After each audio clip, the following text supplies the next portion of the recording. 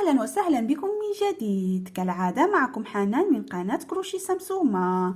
وفي هذا الفيديو كما شاهدتم في العنوان سأشارك معكم غرزة جد سهلة وبسيطة بالنسبة للمبتدئات، وهي من غرز الكروشي التونسي. سأستعمل فيها لونين من خيوط الصوف.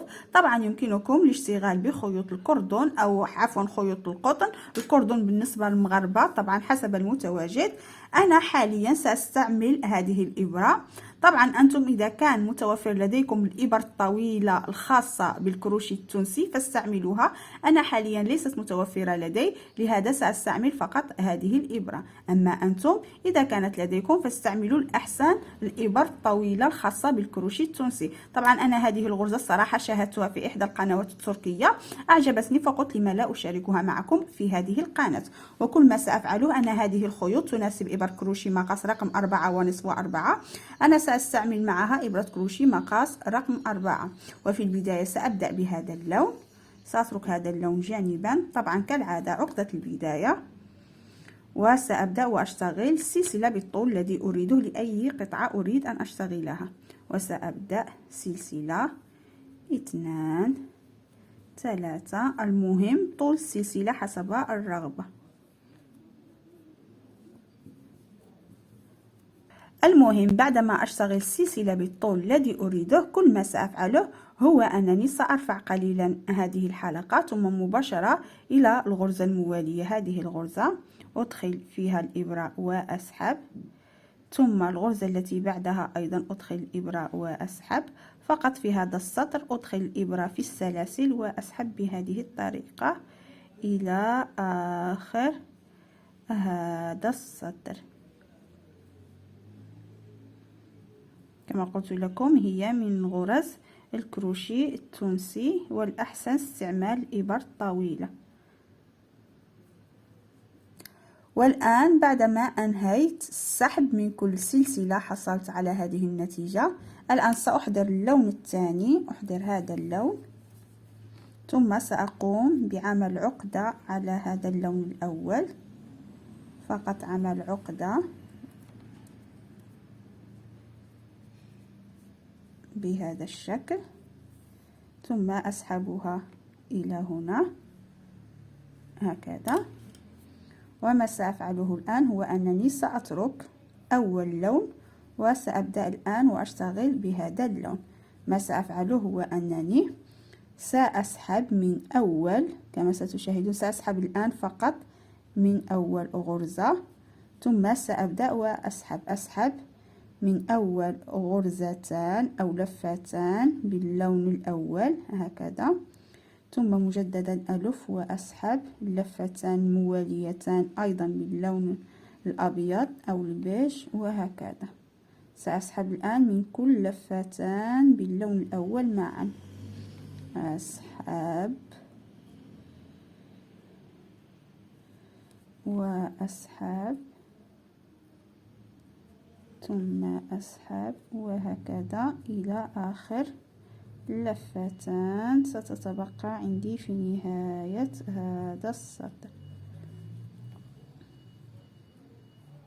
الآن تبقت عندي كما تشاهدون هاتان اللفتان أسحب منهما، وهذا هو الشكل أول سطر كما تشاهدون. والآن ما سأفعله كما تشاهدون أسحب قليلا، ثم ما بين هذه اللفة وهذه كما تشاهدون هنا عندي لفتان، أسحب للمرة الأولى، ثم هنا أيضا كما تشاهدون هنا أسحب هكذا. هنا بين اللفة واللفة أيضا أدخل الإبرة هنا وأسحب، وما بين اللفتان واللفتان هنا أيضا أدخل وأسحب.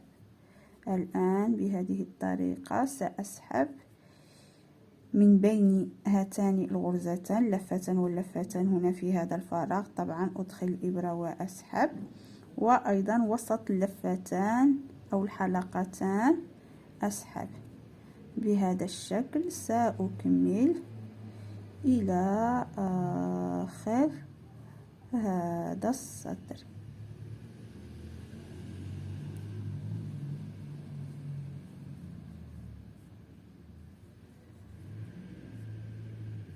هنا كما تشاهدون وصلت إلى آخر السطر. هنا كنت قد أدخلت هنا هذا الخيط، من هنا أيضا أسحب. والآن ما سأفعله بعدما أنهيت هذا السطر بالسحب، سأترك هذا اللون وأعود إلى أول لون، وبأول لون سأبدأ وأسحب. أولا طبعا سأسحب كالعادة فقط من أول لفة، والآن سأبدأ وأسحب من كل لفتان معا. أول لفتان، أقصد لفتان اللتان بنفس اللون، هذه وهذه. مجددا أسحب من ثاني لفتان أو حلقتان، ومجددا الحلقتان المواليتان اللتان من نفس اللون، هكذا من اللون السابق، ثم الحلقتان أيضا مواليتان من السطر السابق باللون السابق طبعا، وهكذا إلى آخر هذا السطر. والآن كل ما سأفعله بنفس الطريقة، بنفس طريقة هذا السطر، سأبدأ أسحب. هو من هنا، عندي هنا أول لفة ستكون هنا أول سحبة، ثم ما بين اللفتان اللتان من نفس اللون السحبة الموالية، واللفتان أيضا هذا الفراغ الذي بين هاتان اللفتان واللفتان المواليتان، ثم وسط اللفتان، وهكذا بنفس الطريقة أسحب إلى آخر هذا السطر.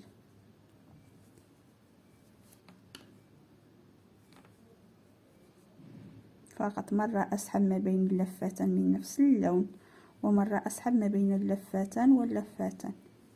هنا في الوسط، هنا كما تشاهدون الوسط، أدخل وأسحب، وهنا ما بين هذا الفراغ هنا، وهكذا.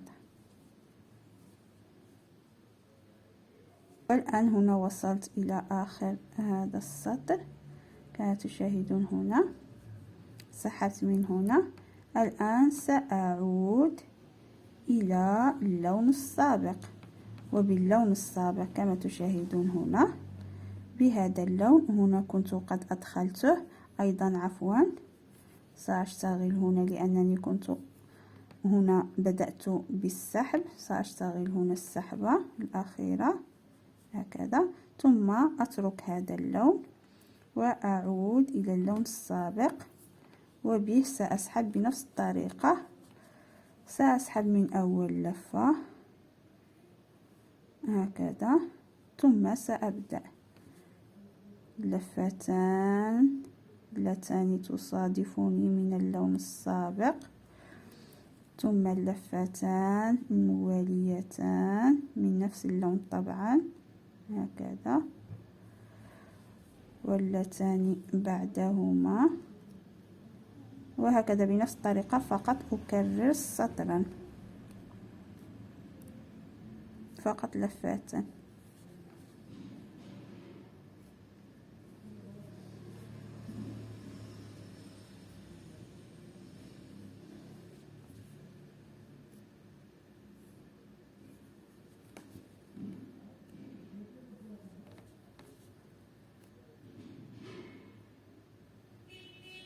تبقت عندي هنا لفتان، سأسحب منهما بهذا الشكل.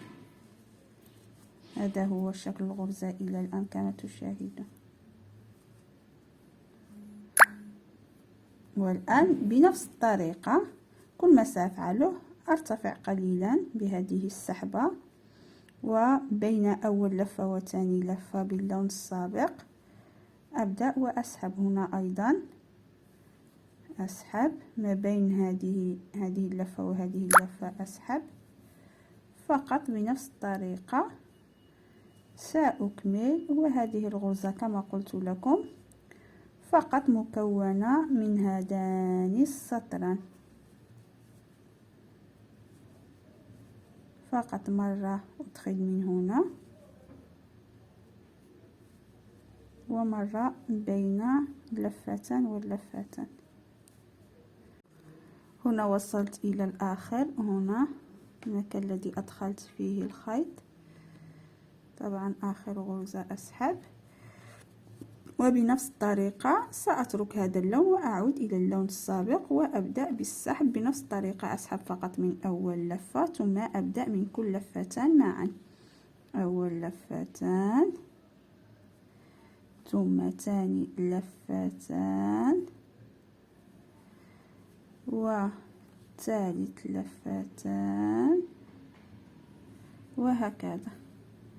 سأكمل بهذه الطريقة وأرتفع بالأسطر وسأعود لأريكم شكل الغرزة. وكما تشاهدون فهذا هو شكل هذه الغرزة بعدما ارتفعت ببعض الأسطر. طبعا يمكنكم أن تستخدموا هذه الغرزة لاشتغال جوارب كروشي، بندانات شعر، طواقي إلى غير ذلك. هذا هو شكل وجه الغرزة. أما الغرزة من الخلف فهذا هو شكلها. طبعا يمكنكم الارتفاع بالأسطر إلى ما لا نهاية، ويمكنكم أيضا اشتغال هذه الغرزة ب3 ألوان أو 4 حسب الرغبة. وهذا هو الشكل. هكذا أكون وصلت إلى نهاية هذا الفيديو. أتمنى أن تعجبكم غرزة اليوم. إلى أن نلتقي في فيديو جديد، دمتم في رعاية الرحمن وإلى اللقاء.